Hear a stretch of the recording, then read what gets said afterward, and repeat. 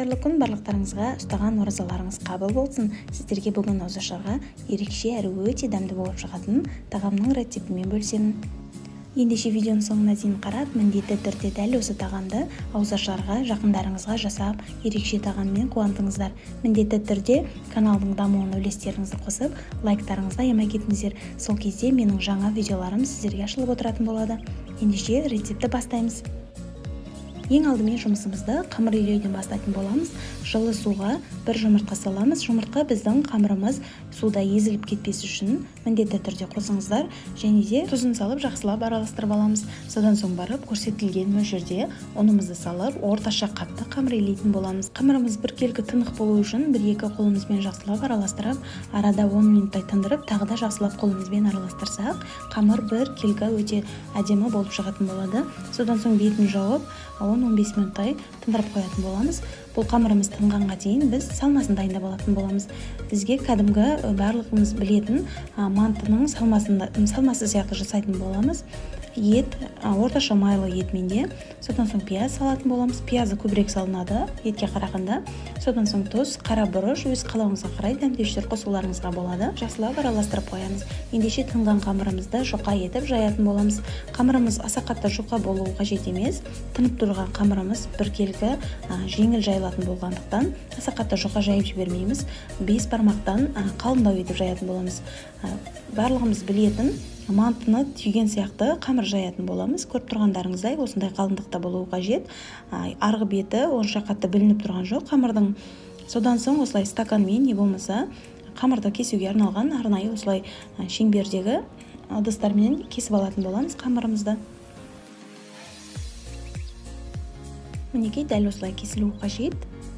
Сіздерге түсінікті болу үшін дәл осылай қамырдың жіңішкелігін көрсетіп өттім. 5 бармаққа жайылатын қамырдан аздап қалыңдау болады. Қамырымыз аса қатты жұқа болып кетсе, біздің қамырымыз езіліп кетуі мүмкін. Сол себепті аса қатты жұқа жаймаңыздар. Бұдан да қалыңдау болса да болады. Барлығын біркелкі кесіп алған соң, барлығын бір жерге жинап қоямыз, бір-бірінің үстіне. Себебі қамырымыз кеуіп қалуы мүмкін. Ауада сол себепті бір-бірінің үстіне жинап қойыңыздар. Дәл осы көріністе салмасын салып, түйіп алатын боламыз. Түйу жолын сіздерге түсінікті етіп көрсетуге тырыстым. Тағамымыздың көрінісі ерекше болу үшін дәл осылай түйуге кеңес беремін. Ерекше тәбетті ашатындай көріністе болатын болады. Өте оңай, көріп тұрғандарыңыздай қамырдың екі жағын бүгіп отыру арқылы түйетін боламыз. Салмасына қалауыңызға қарай құйрық май қоссаңыздар да болады. Егер еттеріңіз майлы болатын болса, аса қатты көп май қосу қажет емес.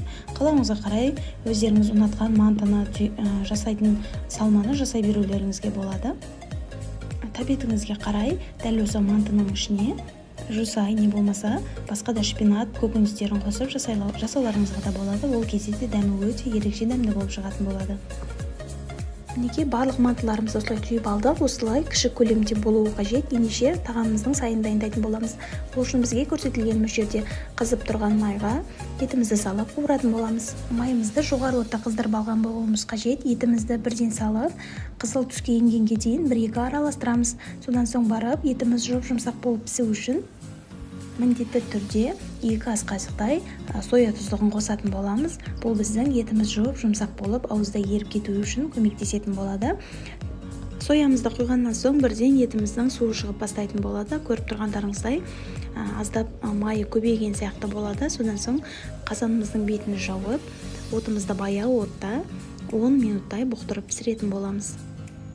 5 минуттан соң ашып, етімізді бір араластырып қоямыз. Дәл осылай көбіршіктеніп, суы шығып тұратын болады. Етіміздің дәл осы өзінің суымен бірге етіміз жұп-жұмсақ болып пісетін болады. Бір араластырып, тағы да бетін жауып 5 минуттай бұқтыратын боламыз. Міндетті түрде баяу отта бұқтыратын боласыздар. Содан соң барып, етімізді ашып, тағы да жоғары отқа қоямыз. Содан соң суы тартылғанға дейін жоғары отта қуырамыз. Етіміздің суы тартылған кезде, міне дәл осы көріністе болады. Ешқандай көбіршіксіз, артық сулардың барлығы кеткен кезде артынан шелдер салатын боламыз. Селтер мұздатылған күйінде, сол себепті бірден ұсақтап турамай салдым. Және де ұсақталған сарымсақ не болмаса тюркадан өткізіп салсаңыздар болады. Және де ірі көлемде туралған пияз салатын боламыз. Пиязды аса қатты көп қормаймыз. 1-2 араластырып жібереміз. Пиязымыз біздің тағамымызда аса қатты ірі көлемде бүлініп тұруы қажет. Сол кезде дәмі өте ерекше болады. Көріп тұрғандарыңызда пиязымыз кішкене қуырылғаннан соң помидор салатын боламыз. Және де томат пастасын салатын боламыз. Помидор үйде болмаған жағдайда салмай қойсаңыздар да болады, тек қана томатпен жасай беруге де болады. Жақсылап бір араластырамыз.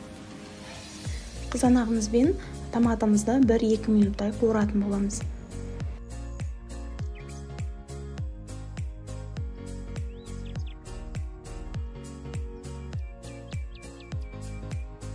Ендеше орташа ірі көлемде турап алынған қызыл және жасыл болгар бұрыштарын салып, тағы да 2-3 минуттай қуыратын боламыз.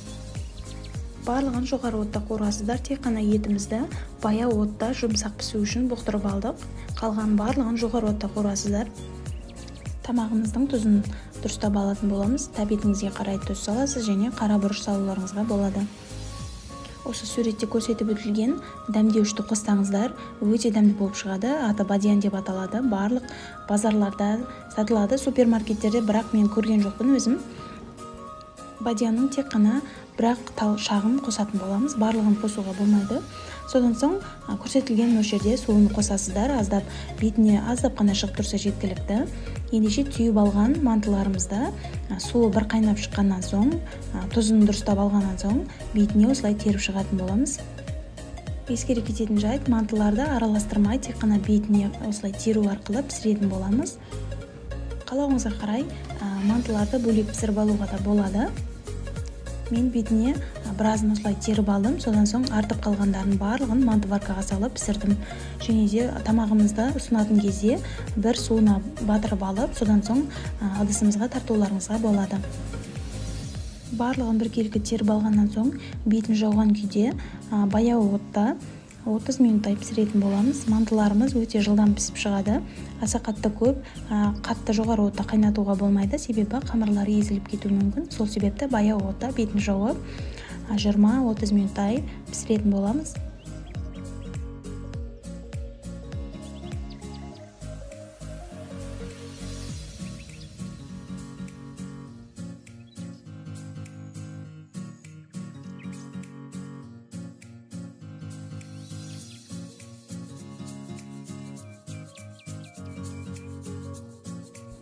Мінекей біздің ауызашарға әзірлеген ерекше тағамымыз дайын. Көріп тұрғандарыңыздай мантылары езілмей өте әдемі болып, тәбетті ашатындай болып пісіп шықты. Ендеше ыдыстарымызға салып, және де тамағымыздың суында сүзетін боламыз. Дәл осылай суымен өте дәмді әрі тәбетті ашатындай болып көрінеді. Ендеше тамағымыздың бетіне көкөністерді қалауыңызға қарай сеусеңіздер болады. Және де айта кететін ең маңызды, ең дәмді ететін тағамымыздың бір маңызды жері ол кунжут. Ақ кунжутты барлық супермаркеттерде сатылады. Қызып тұрған табада 5 минуттай қызартқанша қуырып аласыздар. Содан соң дәл осылай тағамымыздың бетіне көкөністермен және кунжутты сеуіп ұсынатын боласыздар. Кунжуттың дәмі бұл тағамға өте ерекше дәм береді. Міндетті түрде кунжутпен ұсыныңыздар. Сіздерге менің жасаған рецептім ұнаған болса, міндетті түрде лайктарыңызды аямай, төменде өз пікірлеріңізді қалдыра кетіңіздер. Менің жаңа видеоларымды өткізіп алмас үшін міндетті түрде осы қоңырау батырмасын басып қойыңыздар. Ұстаған оразаларыңыз, ниеттеріңіз қабыл болсын.